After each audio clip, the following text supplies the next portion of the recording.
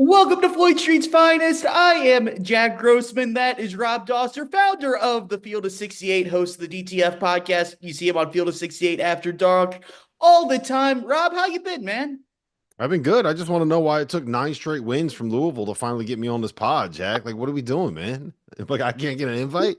I You get mean, you've everybody been else on here. you've been the torchbearer for Louisville all season long, and Seriously, I have yeah. been. I have been their biggest fan, and I can't even get on our own Louisville podcast until January 23rd. This is unbelievable. Maybe it's because I didn't get the invite to the Bahamas, Yeah, but there you yeah. go. My bad.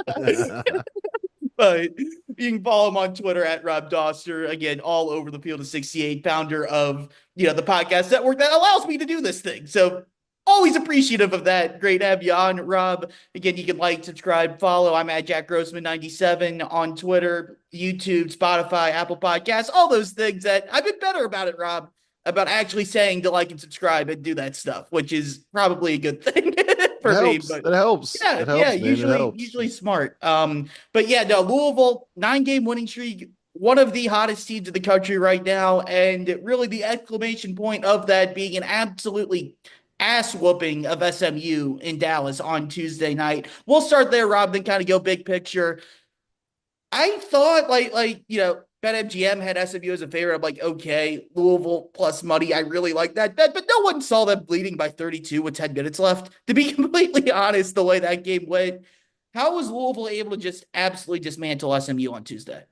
Well, I think it's kind of a culmination of everything that's happened this season more than anything that happened specifically in that game, right? They figured out a way to kind of unleash Chucky Hepburn in a way that Chucky Hepburn has never been unleashed before. They're trusting him to be able to do things offensively and run offense and be the playmaker and be the facilitator and be the guy that shoulders the load of everything on that team and in that program. And we never saw him have that opportunity at Wisconsin. And I think that it took some time for him to kind of get to that point, but he's been absolutely terrific. I think that combined with the fact that Rain Smith has kind of perfected this ability to, Rain does two things really, really well. He is very good at kind of trailing transition and finding a spot to just kind of everyone forgets about him. It's like, oh yeah, the best 3-point shooter in the ACC. Yeah, he's right over there. Nobody's within 5 feet of him.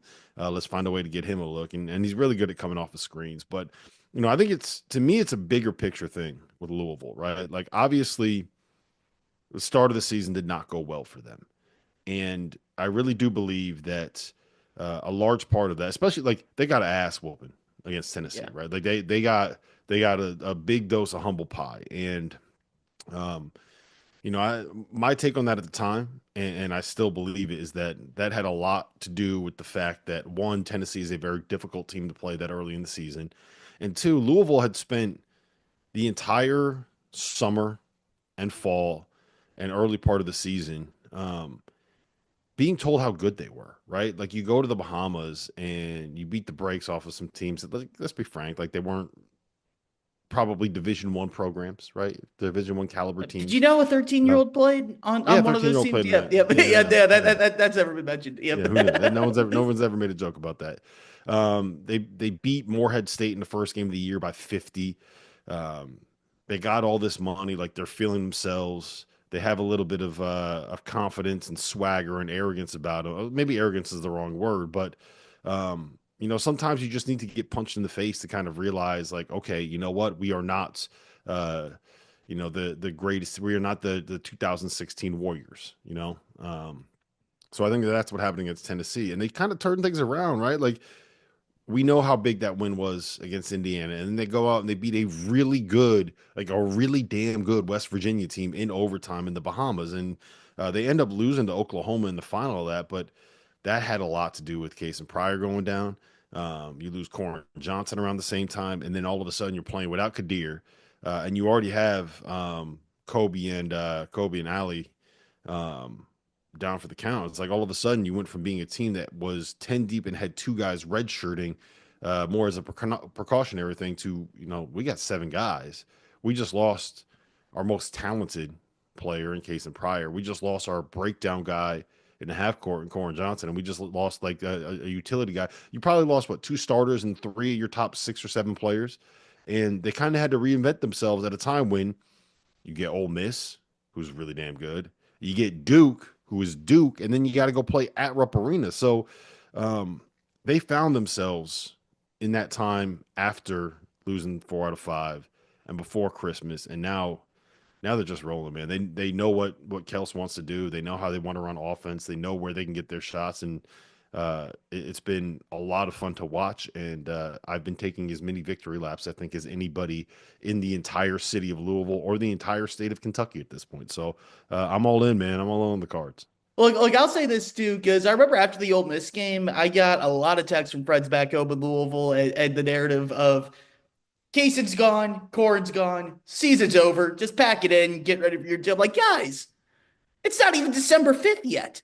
What are we Hmm. doing? And I get it. Pat Kelsey wants to play 9, 10 guys. He loves to play a lot of dudes, rotate everyone in and out, but you can't just mail it in December 5th. And credit to Louisville for, whereas they may have got caught up in that outside noise early in the season to blocking out the negative noise that was definitely going around the city of Louisville around that time. Not anyone wanted to like fire Kelsey or anything like that. Just kind of saying, not luck. We're unlucky. This isn't our year. Let's just get ready for next year type of deal. And for them to rally, and even though they lost the Duke and Kentucky games, they competed in those 2 games. And Louisville people don't like to do moral victories, but when you go 12-52, the 2 previous years, sometimes that's okay every once in a while. But you saw the flashes of it to where they've just put everything together in those last 9 games.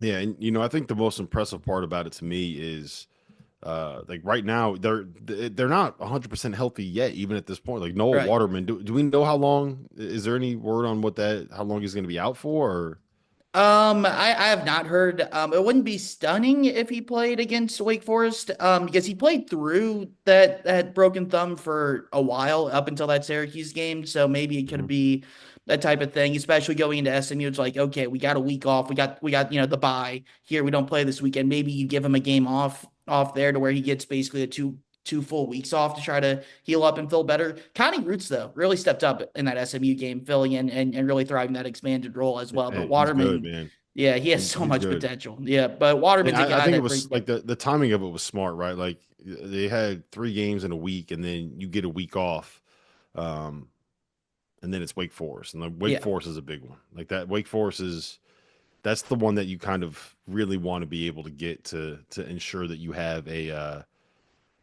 shot to be able to get like a protected seed, right? Like that's the weird thing about where Louisville's resume is right now, because their schedule was front loaded when it comes yeah, to the teams that they had to play in the ACC. They played Duke in December. Um, they got North Carolina, Virginia, Clemson, Pitt as their first 4 games. I guess maybe 4 of their first 6 games in the ACC schedule, and then once you get past that, the ACC, man, the middle and bottom of the ACC just does not have the kind of resume and the kind of metrics that you would want out of that league typically. So Louisville's in a weird spot where it feels like they're rolling. It feels, and this might, I hope the ACC fans don't jump down my throat for this, but they feel a little bit like Gonzaga in the last couple of years, where um, you kind of see it in non-conference, and then they figure it out in league play, but it's hard to really know how much to trust what they're doing in league play yeah. because of the way that the league is kind of structured. So um, I don't know, man. I think you go on the road and you beat SMU. You're up. I think they were up what, like 45 to 32, 20. yeah, Yeah, they so they 71 beat to the 39. They were up. yeah, they beat the brakes off of SMU. They win at Pitt. Yeah, it's not a fluke. It's not a fraud. Like this team is legit, man. They're Yeah. really really good. Well, like to your point, we're sitting here on January 23rd, and Louisville doesn't have a quad one game the rest of the year. Hmm. And unless Pitt cracks the top 30 again, which the way they've been playing, I'm not really expecting that to happen. They're going to end the regular season with 9. Maybe if Clemson can crack the top 30, that would be a fifth quad one win, put them at 5-5 on the year. Whereas you look at some of these seeds of the SEC that still have 12 games left, and 11 of them are quad ones, or even in the Big 12 or the Big 10 as well. So I think when you just look at NCAA tournament resumes, it's very hard to judge. I think Gonzaga is a great example, or Houston back in the American days as Hmm. well. Not that Louisville. is going to be in the top five of the AP poll, like those two teams were throughout those years. They were stacking up years after year of credibility on it, whereas Louisville's kind of the new kid on the block still. But Louisville's in a spot now where it's become get as many big wins as you can in the front loaded part of the schedule, both in the non-con and as you said, the ACC, to where you got to avoid the potholes, you got to avoid the traps. And Louisville's in a weird spot right now to where they have 5 home games between January 2nd and March 1st. Mhm. They play 9 of 14 on the road, which is another very weird ACC quirk. They have that nice little padding at the end where they get Pitt, Cal, and Stanford at home to end the season, but they got to play on the road a lot throughout the next couple months, through the next 5, 6 weeks still that we have. I guess it is late January at this point. Louisville's been a really, really good team on the road. The only place they've lost was Rupp Arena, which no shame in losing to this Kentucky team in Rupp Arena in a game that I Well, thought, especially offensively, they played really well in. But that's the question of, can you avoid losing these games at, a Georgia Tech or at a Notre Dame? With Notre Dame's a quad two, so that's not as bad. But you play Miami, that's a quad four game. Can you avoid some of these bad losses to where I think Louisville at this point is safely a tournament team? I don't really think that's a discussion. But when you talk about protected seed lines and trying to get seeded as highly as you can, you look at well, it. they're safely a tournament team. Like right now, we have them as a 7 seed, and that was Right. before SMU, the SMU win, which I don't know if it changes all that much, but that's a quad one win by 25 points, right? Like it's going to help you in the metrics, it's going to help your numbers. I think that it's a weird spot to be in because a lot of times we see some teams struggle in some of these matchups where you walk into, let's just say you're playing at Conti Forum at BC. BC's not good, Right. but you walk in and it's going to be 13 degrees outside.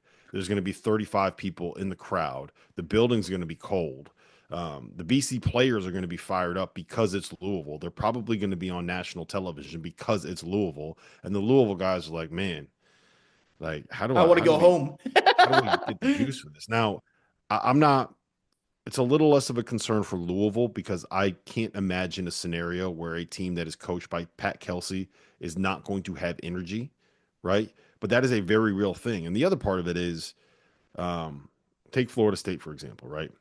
You get Florida State at home. Well, it's not as bad for Louisville because you have a week off for Florida State, but a team, Wake Forest, since it's on my mind, Wake Forest plays at Stanford and at Cal.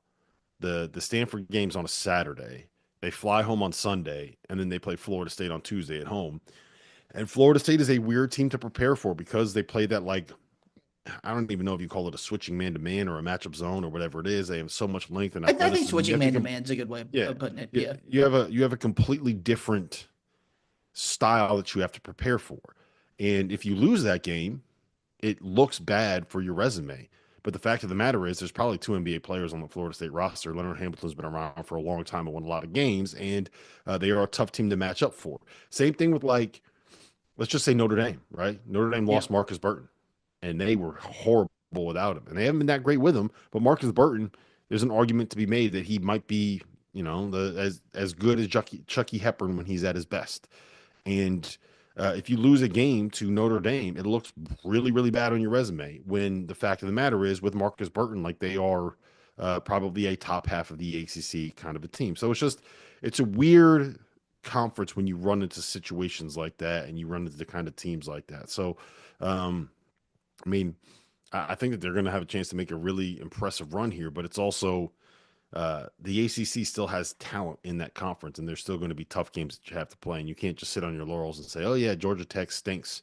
They're not winning a lot of games this year. We're going to be able to go beat them." They're getting healthy.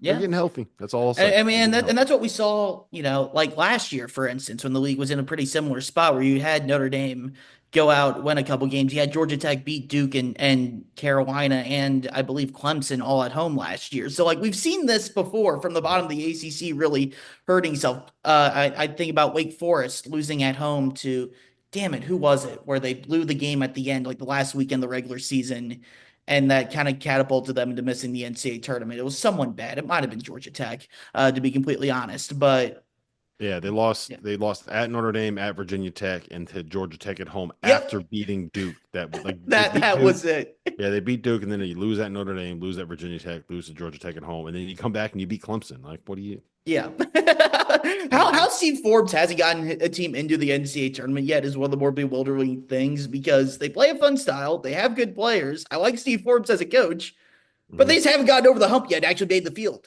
It's kind of weird. And they had the slow start. Other than that, Michigan win has aged well for them. But Very well. yeah, that's aged very well. But other than that, they didn't really do much in the non-conference that really hurt them. And there's just not many. That's a massive opportunity. You said it for them because that's going to be a quad one right now. Louisville's 22nd in the net, so that's a quad Mhm. 1A game for them.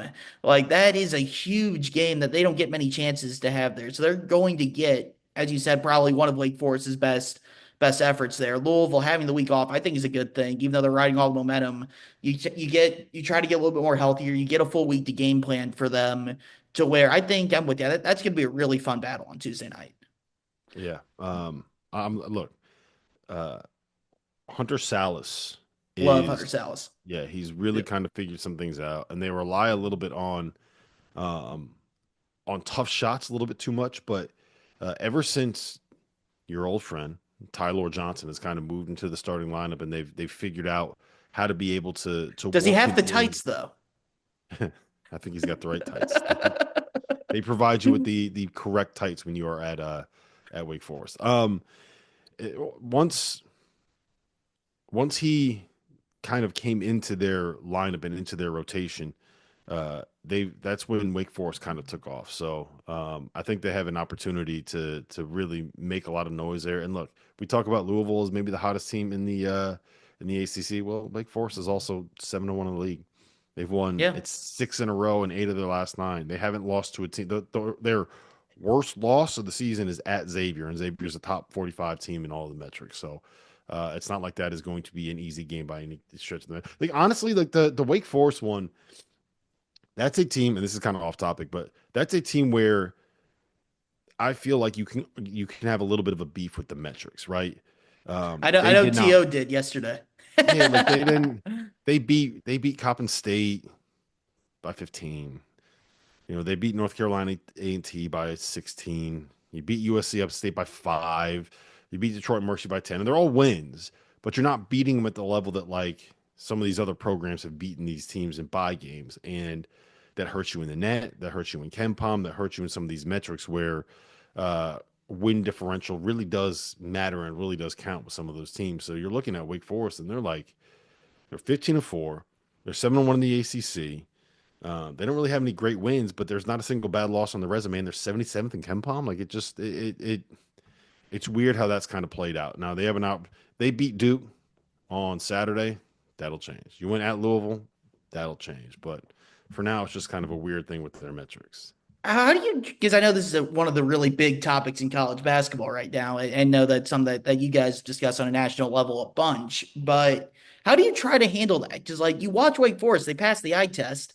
They do have that win at Michigan, or against Michigan on neutral court, which carries a little bit, but they're clearly a different team now from where they were in the first couple months of the season. And it's something that the way Louisville's gotten over that was they've just have pulverized everyone they've played the last the last month or so to really kind of flip that script. But how do you Well, for tournament yeah, stuff, like the way that it's explained to me by the guys that do like our bracketology stuff is that the metrics. Let's just take the net specifically, right? The right. net, your net rating is not as important for you as it is for the teams that play you, right? That is to tell for other teams' resumes how good you are as an opponent. Whereas what gets you into the tournament is what your resume is in terms of wins and losses and who you've beaten and things along those lines. And then what your net is and what your KenPom is might determine where you are in the field. So if you have two teams that have similar resumes where one has a KenPom of 25 and one has a KenPom of 75, they both might get into the tournament. You just might see one be an 8 seed and the other one be an 11 seed or in the playing game, if that makes sense. So I think that when it comes to getting in, they look more at wins and losses and what you've actually accomplished. And then when it comes to seeding, it's like, oh yeah, they're good because they beat the shit out of everybody. Whereas this team might not be as good because they kind of got a little bit lucky and they had to scrape out some wins. And they count and their wins, but it's just proof that this other team might be a little bit better and they've done a little bit more. So we'll give them a little bit of a higher seed, if that makes sense. Yeah, no, that definitely makes a lot of sense. As far as Louisville goes, that's where you got four. If Clemson moves in the top 35, quad one wins to where that helps you. But then the fact that you've been beating the snot out of people really, really will help them as well. How do you think? Because I know right now you said you guys have them as a 7 seed. Louisville is a very interesting case because they're not going to have as many big quad one games as again these teams from the SEC, the Big 12, or the Big 10. But again, like they passed the eye test and they've been dominant in this last stretch. How high do you think they could end up being seeded if they keep playing the type of ball that they are right now? And where do you think realistically would be the idea? Because I know we had Kevin Sweeney on last week. It was kind of like, yeah, they'll be a 7, maybe a 6, but they're going to get passed up by a lot of these other teams. I feel like that narrative in even the last week has No, kind of I changed a don't little agree. bit. No, I Yeah, don't agree. Look, if you one, it's Louisville, right? It's right. Louisville. There's a name brand there. Even without having the last two, there's still a name brand there. Two, I don't care like how bad the ACC looks from the exterior, right? Louisville's projected to win every game the rest of their season. If they go, let's just say the Ken Palm projections 24-7 in the ACC with a 17-3 league record, and then go into the ACC tournament and um, let's just say get to the final and lose to Duke in the final, right? Yeah. Which means that you You probably have picked up two more quad one wins in that yeah, and you're if 27 it and broke 8, out right. like with the Ken Palm projections. Let's just say 27 and 8. Finish second in the ACC regular season race. Finish second in the ACC tournament title. You'll be a 4 or 5 seed because yes, there are going to be teams in the SEC that pick up wins. There's also going to be teams in the SEC that beat the hell out of each other, right? Are you going to take let's say you're talking about teams on the 5 or 6 seed line, and also remember this: Gonzaga last year, same kind of scenario, went from being on the bubble heading into the last couple of weeks of the season to a 5 seed. If you go out and you win all of these games late in the year, you're going to have a chance to be able to really climb up. Now, does that mean they can get to like a 3 or a 4 seed? I mean, might have to win out and win an ACC tournament title there to kind of get up to like the 3-4 seed line, but keep winning, man. You keep blowing teams out. The Ken Palm keeps climbing. People are really going to start believing. Like the committee members really do believe in the Ken Palm's numbers, and I believe in it too. So there's a lot of moving parts. I always say this: like it's so hard to project what happens now because you don't only have to project what Louisville's going to do. You have to project who's going to beat up on each other in some of these other leagues. And outside of Auburn and Alabama, I just don't see anybody in the SEC coming out of there with like a 15-5 or 16-4 league mark. I mean, they're all going to be like Yeah. 12-8. I think you're going to see a lot of that in the Big Ten too, as it kind of levels out once you get past the top 2 or 3. So I think Louisville's got a chance where they can climb in this thing, and you keep blowing teams out by 35 points, man. You're going to end up being like a top 12 team in some of these metrics. So Oh yeah, for sure. I mean, since the win streak started, according to Torvik, Louisville's been the 13th most efficient team in the country and have a top 10 offense. Like yep. that'll definitely play when it comes to it. I do think the big difference between Louisville this year and Gonzaga last year was Gonzaga had that marquee signature win at Kentucky and Rupp Arena that Louisville just isn't going to have, which is, but I do think it's a good comp. Other than that, I will say this because this is very much what Louisville people are used to talking about when it comes to like bracketology of the NCAA tournament. How do you get to be a protected seed? And a year like this for Louisville, it means more than normally. I think, and that's because first and second round games are in Lexington. Now, I don't expect Louisville, even if they get a protected seed, to be there because Alabama is a thing, Auburn's a thing, Tennessee is a thing. There's so many good teams in the Southeast this year that are going to be Well, the protected benefit seeds. Yeah, there, honestly, the benefit is that you're only going to be able to get 2 of those SEC teams there, and one of them cannot be Kentucky. Kentucky right. can't go to the Lexington Regional. But for Louisville to get into the Lexington Regional, just because the way the pods worked out this year, Lexington's the closest for both Alabama and Auburn, and just because there's not something in like Jacksonville Alabama or and Auburn, like Birmingham. Auburn's going to be Auburn will probably be the number 1 overall seed, right? Agreed. Yeah, And whether it's Alabama I think is gonna be Alabama, a 1 seed too. whether it's Alabama or Tennessee or whoever it ends up being, like those, they're going to be a 2 seed at worst, right? Probably Right. the Tennessee is a 2 seed. Um, and Louisville's not going to get up that high. Like Right. best case scenario for Louisville is a 4 seed. Now, if they are a 5 seed or a 6 seed or a 7 seed, I don't think you're getting that Lexington regional because I do not think that they are going to put a protected seed against Louisville playing like this in the state of Kentucky. I It just ain't completely gonna agree happen. with Like, you, but there is some past precedents of Louisville as a 6 seed played in Lexington in 2007, and they played a phenomenal game against Texas A&M in the round of 32. Ended up losing that game. Edgar Sosa had 31 points, and then it was either last year or 2 years ago, was it that they put Auburn in Birmingham? mhm. So I agree with you. It's not a And you thing that remember, like happens they put often, but South yeah, Carolina in in Greenville, Greenville yeah, and then they beat against Duke and Duke. Jason Like, Tatum, so it's possible, like it's possible that but it'll not happen. probable. But there's so many bracketing principles that comes with some of this stuff that I do believe that some of that stuff just ends up being like dumb luck because you Yeah, kind of agreed. have to end up somewhere as opposed to them being like, well, let's put, you know what I mean? Like Yeah, it kind of ends up that way, and it's like this is the lesser of two evils. So, it's never going to be perfect. You can still hope. I think the best way to make sure that you get into the Lexington regional is to be the best number 4 seed. You got to be the 13th yeah. best team in America. But would there be a chance though that they would put a Louisville as a 4 seed in Lexington over an Alabama as a 1 or 2 seed? I don't think they would do that. I Why think would it have I to be over? It wouldn't have to. be well because because Alabama gets the geographic preference, correct, of where they would want to go, and that would trump Alabama as a 1 seed, would trump Louisville as a 4 seed, correct? Yeah, but it's Yeah, each one of those each one of those seeds. When I believe what they do is each one of those seed lines, they say, all right, let's make sure all the 1 seeds end up in the closest regional with the least amount of travel right. possible. All the two But seeds, all the 3 seeds, all the but four only seeds. two teams get that pod, and I don't think for Louisville to get there, they would have to be one of the top 2 teams in that geographic region, correct? Oh wait, it's not the regional; it's the first round, Yeah, isn't it's the it? first round. Yeah, yeah, Oh yeah, yeah, okay. yeah. I'm See, losing my that's why mind. I think the regional's a different story because Yeah, that's why. it's Okay, the okay, same thing okay. I applies. take it all back. I take it all back, Jack. All But right, here's what here let's talk about Bloomington. All right, yeah. you're Indianapolis. I think you're more Yeah, likely to yeah, get that's what I was gonna Indianapolis than say. you are That's Lexington. exactly what I Okay, was gonna say. okay. Indianapolis, yes, I don't know. that all applies. Yeah. Here, you know what? See this mug is full of coffee, right? That's because this mug is still full of coffee and not that much coffee left in there. I don't that I'm losing my mind. I'm sorry. Yeah, I'll say this. You said Bloomington, one Don't team I that will. leave that. Yep. Don't you dare cut that out either. Leave No. that in. But yeah, but that was going to be my next point, though. Maybe you don't get Lexington.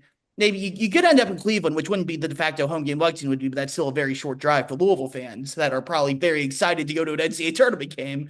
Mhm. But if you could get a top 4 seed, that's where Indianapolis could come into play. And we've seen that for years from Louisville and Kentucky coming up and kind of taking over that city in that regional round, or in Kentucky's case, the Final Four in 2015 as well.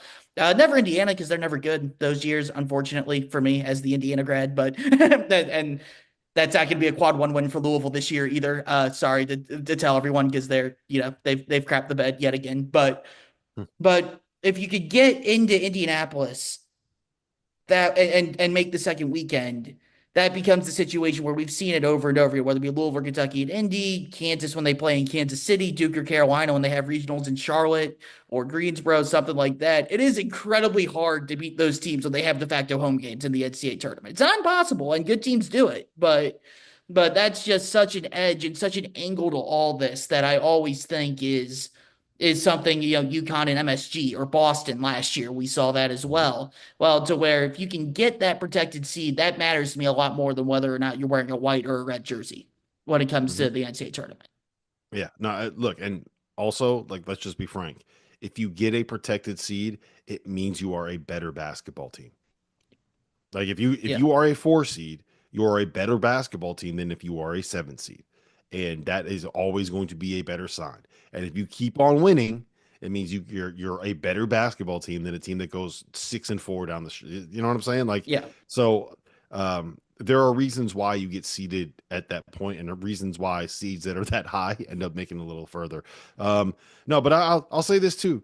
I don't think it really matters where Louisville gets seeded because I think that the fact that they are um, good enough defensively with one of the most dangerous offensives that you're going to find in college, but like they shoot a ton of threes, and when Yeah. they get hot, Everybody is hot. Shooting is contagious, and they can light you up. And like they did against SMU, hit 19 threes in a game, Yeah. right? And they're shooting the ball a lot better too. They're up in ACC play, they're up over 37% from three. Like Mhm. that's a very good, respectable number. And that's something that, Coach Lieberman and I talk about a lot early on in the years. Like, will water eventually find its level there? Or at some point you kind of are, you are. We've kind of seen that positive regression for Louisville. They're still getting the same good shots they were getting earlier in the year, but you're seeing guys like Rain Smith, for instance, who is shooting over 52% from three since the winning streak started. He's 43 of 82 from three during the 9 game win streak, which is pretty fucking insane. Pardon my Yeah, it's language pretty good. there, but Pretty good. but but I mean, you're seeing him shoot the ball well. Javon Hadley's really coming to his own. He's averaging 14 or so points per game over the win streak, and he's Well, been because double what digits. happened was like, and bigger picture here, what happened was, is that when they started, right, when you start practicing in what April, like all this team kind of gets made in, they got most of the guys in Like late May and April, June. maybe Yeah. early May, like everyone's kind of getting there and figuring out that, you're right, May and June, not April and May, May and June, you kind of get on campus and you start kind of working with each other and figuring out who you are. And as you settle into these practices and settle into these workouts and settle into some of the coaches stuff that you're doing, everyone just kind of gets like assigned a role within the offense, within the defense, with an expected number of points, an expected number of shots, and this is how many minutes you're going to play. This is when you're going to play them, and this is what you're going to do when you're on the floor. Then you lose Corin Johnson, who is a high efficiency or a high usage kind of scoring guard, right? And you lose Kason Pryor, who's another high usage guy that started for you, and you lose all these minutes with Kadir Traore, who is your kind of junkyard dog, and all of a sudden you have these guys where now Javon Hadley is like, I was supposed to be this, but now I need to be this. And how do I do that? How do I fit into the offense in this role? And uh, with Fats Edwards, right? Like Yep. it's you need him to be more of an aggressive scoring type. But it's like, but I was doing this thing before, and now you need me to pick up this slack here. And like, how do I do it? Where do my shots come within the offense? What is my role within what we're doing? Like, how does this all kind of work, and how does this all come together? So you have different guys trying to figure out different roles within the system, and I think what you're starting to see is that they've all kind of picked that up now. And now that they all kind of understand what they're being asked to do, what they're supposed to be doing, and when their shots are going to be coming and when their minutes are going to be coming, you're playing with a level of confidence. And it's all just kind of clicked. And I'm of the firm belief that if they had Case and Pryor and if they had Corin Johnson together, when it all clicked, like we would be talking about this team as like a top 10ish kind of a team that can Louisville actually compete with Duke for an ACC regular season championship. Um, I don't think they would have even with those guys. I think Duke Right. is Duke is if they're Duke. not the best, if they're not if Duke's not the best team in America, then it's them in Auburn, right? Um, but Louisville, like that, they are extremely dangerous right now, even without two of their six most talented guys that they had coming into the season. I think there's been two things, and I'm not going to sit here and try to argue that Louisville's better without Case and Pryor because, I always think those types of arguments are silly and like you want your best players to have the best team possible. That's how everything goes. But I think the two things we've seen is one, you mentioned it with Terrence Edwards. They've really found a much better way to utilize him offensively. I know he's been struggling shooting the ball lately, but initializing a lot of offense through him in the high post has been and in the slot has been really effective for them, whether to score for himself or set other guys up. Even in the game like SMU, he shoots 2 for 13 from the field, but he still has 5 assists, is still rebounding the ball, still defending his ass off. That's been something that's been really good to see. And I don't think we were seeing that fully early in the year where he was kind of off the ball more relegated to the corner a little bit more. Or just getting him involved on the ball offensively has really opened up him and really built confidence and really caused him to be more aggressive on the defensive end too. Where you look back at the North Carolina game, for instance, RJ Davis shoots 4 for 14 from the field, and yes, Chucky Hepburn does his normal thing there. But when Ian Jackson's going off, they shift Chucky to Ian Jackson and put Edwards on RJ Davis, and his length and his athleticism was still able to slow down RJ Davis and let Chucky Hepburn go and do his thing on Ian Jackson as well. Well, and that's not something I think you were getting early in the year where he wasn't as engaged on the offensive end. The other thing, Louisville was an absolutely atrocious rebounding team early on in the season. I think the big thing was, Pryor was really, really good rebounder. That's what he was known for, one of his hallmarks. Kader Traore, same thing. I think Louisville relied on those two guys a little bit too much to just kind of say, okay, they're going to get the rebound. Let's leak out, get out in transition, whatever. And you've seen since he went down, Trevor went down also, it was kind of like this oblique moment of crap, they're not there to just grab the rebound. Everyone has to go and help out on the boards. And you've seen Louisville be a team that was allowing over 33% of opponents' misses to be offensively rebounded. They're now, a top 40 five offensive and defensive rebounded team in the country. And that's They're something, giving up 23% offensive yep. rebounding percentage in ACC play, which is a exceedingly low number. Yeah, that is really damn good. Like I think back, I think the turning point was really in the Indiana game where you looked at the first half of that game. The only reason that was competitive in the first half was because Indiana grabbed over half of their shots that they missed in the first half. But that and the prior entry, I thought really kind of got Louisville to have this come to Jesus moment of shit. We actually have to rebound the ball, and I think that's something that's really unlocked everything else as well. And you said it at the start of the podcast, Chucky Hepburn, man. He and Rain Smith broke a pair of records that Francisco Garcia had most assists in a game for Louisville. Rain Smith hits the 10 threes, breaking Taekwon Dean's record. It's like they're erasing my childhood from the history book, Rob. Those two dudes back that I grew up watching, which happy for, but also like, damn, I love those guys growing up too. But Chucky Hepburn on both ends of the floor, you look at what he did Tuesday night, for instance, 16 assists, but also limits Boopy Miller to 2 of 12 shooting. Mhm. Like he's such an impact on both ends of the floor. I know there's a lot of great guards in college basketball this year. Braden Smith's doing his thing. Cam Jones has come back down to earth a little bit, but he's still been fantastic all year. Mark Sears has been spectacular the last 6 8 weeks.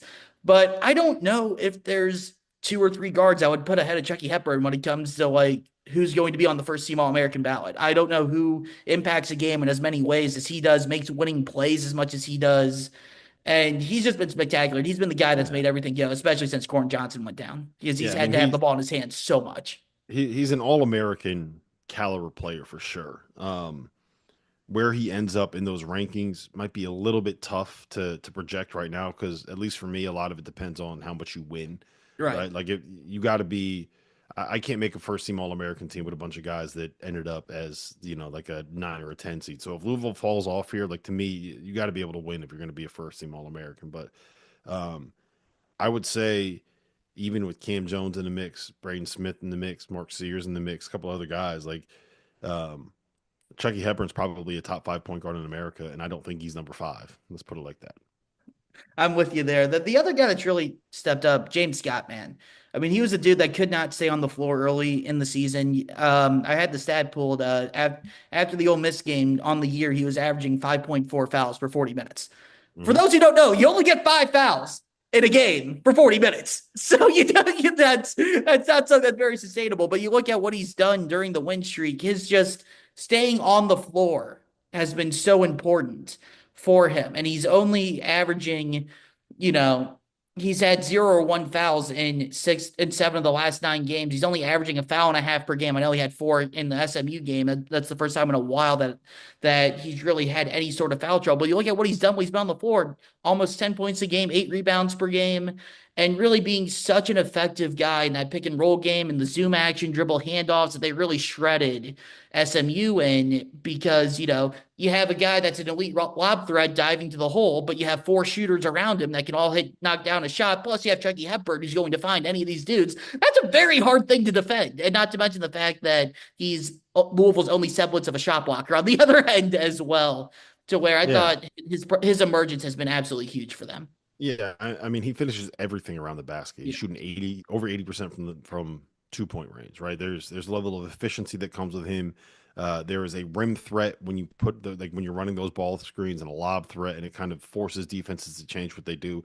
But it's also he's as good as any big man in the country at kind of like grabbing a defensive rebound and being able to kind of just get the break going from there. And it's not rebound, turn, look, all right, I got to find someone I can outlet this to. It's like grab and go, and we can figure it out when we're on the way up the court, right? And that extra second that you get makes it that much more difficult for defenses to be able to get set and to identify where people are. It just puts more pressure on the defense when he's out there because of this skill set that he has. And to see him kind of start to put it together and figure out how to be able to play with this skill, like I think he's probably I think he's going to play in the NBA.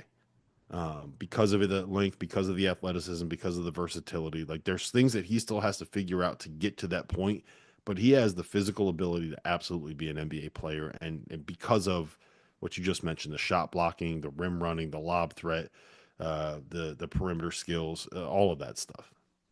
Yeah, I mean, like that's what you want out of a modern big. Heck, he even hit a three against SMU too. If he could, if he could somehow extend that part of his game, that would be a real factor that they would love in the NBA. Let's do this before we get out of here. I do want to, hit. You've called Auburn the best team in the country multiple times. Duke is a top two team.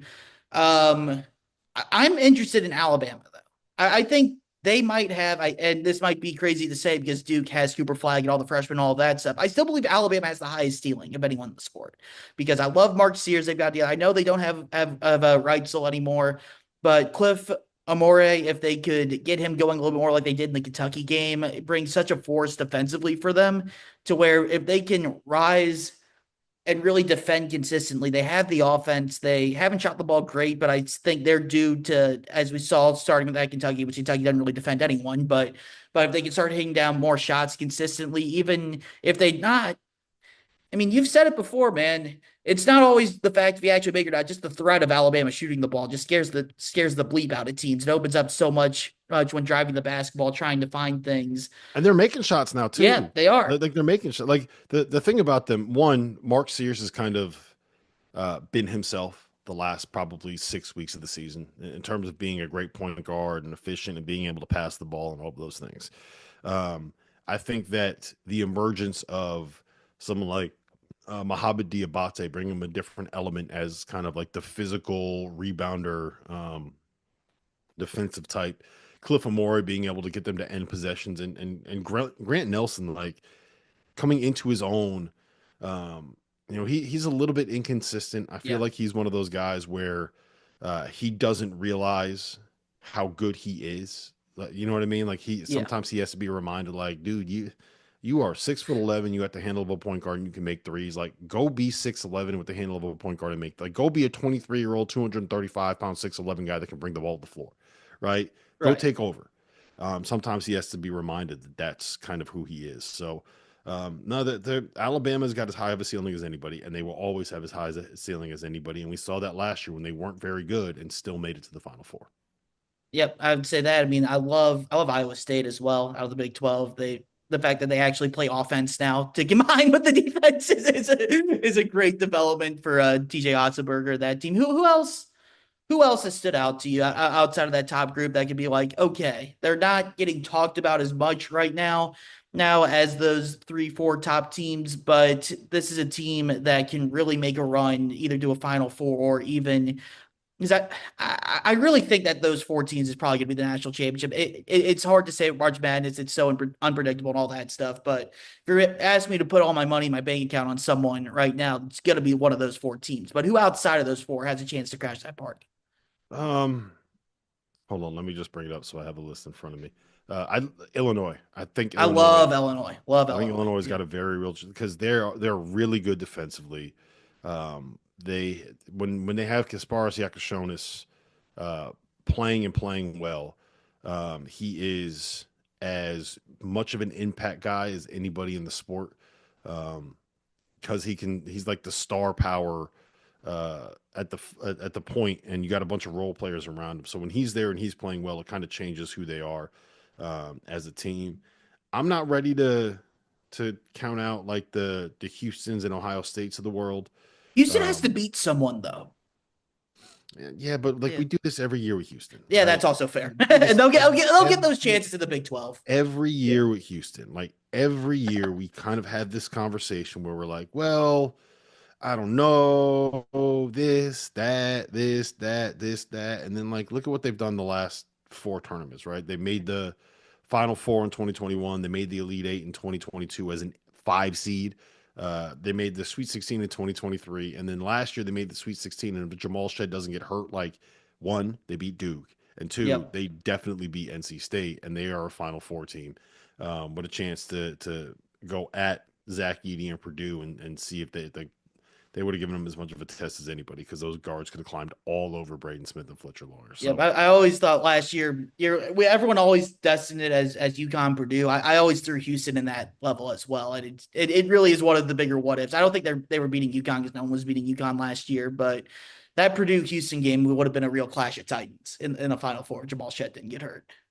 yeah, absolutely. So I'm not ready to count Houston out of that conversation either. So that's, I mean, look, you want a team that's going to be outside of like the top three seeds that has a real chance. It's going to be Illinois. Illinois is going to Yeah. is the one team that I'm kind of looking at as saying like they're not getting anywhere near enough attention for what they are and what they could be. Yeah, I would say I know they lost up in East Lansing, but I left that game more impressed with them than Michigan State. And that's not a knock at Michigan State. I mean, Izzo's really got them rebounding, playing with pace, doing a lot of the traditional Izzo things. But for me, they just don't hit enough shots to be able to make a run, to make a long run. Of course, Izzo is the king of defying that, anyways. But for Illinois to be able to be in that game with Dr. Shonas giving them basically nothing because of the foul trouble was really eye-opening and really stunning. I mean, Will Riley was incredible the first 10 minutes or so of that game, to where I looked at that and say, okay, Illinois and East Lansing in the Breslin Center with their best player giving them nothing, still competing their asses off. That's really damn impressive.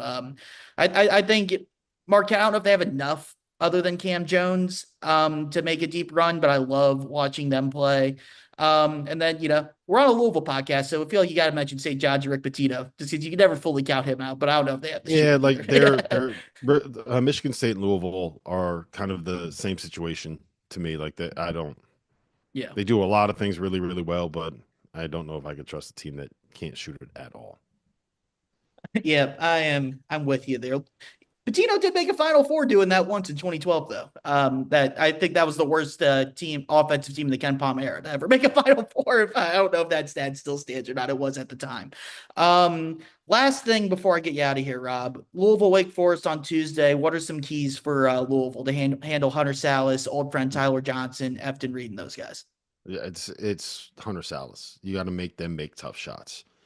And that's kind of what Wake Forest does well, but you got to make them make tough shots. They're also, as good of a defensive team as you're going to find this side of Duke in the ACC. So being able to make sure that you can actually like run your offense and get the shots that you want. And it'll help if, Rain Smith makes 10 threes a game. So if he makes 10 threes again, then I feel pretty good about Louisville winning that game. That's fair. Very fair. That'll be a really fun one. I hate it. I hate that they it's at the same time as Kentucky, Tennessee, which I'm like, really, guys, what the hell are we doing? Louisville and Kentucky have had the same time slot in 4 of their last 5 games. And I'm like, what are we doing, guys? If there's Two one thing screens, man. yeah, Double screen it. I have 2 screens, but it doesn't. You have 2 screens, like you can see the 2 screens behind me here on my setup. But you can't lock into 2 games at once. You can't fully lock in. I struggle with that sometimes. So I will have both of them on, but damn it, I would like to really and I'll go back and watch both of them, I'm sure, but just lock it, Louisville, Wake Forest, then Kentucky, Tennessee. That would be great. But yeah, that'll be great. Rob, always appreciate the time, man. Really, really appreciate you coming on. This has been Floyd Street's Finest. Coach Leroy and I plan on being back early next week, probably right after that Wake Forest game.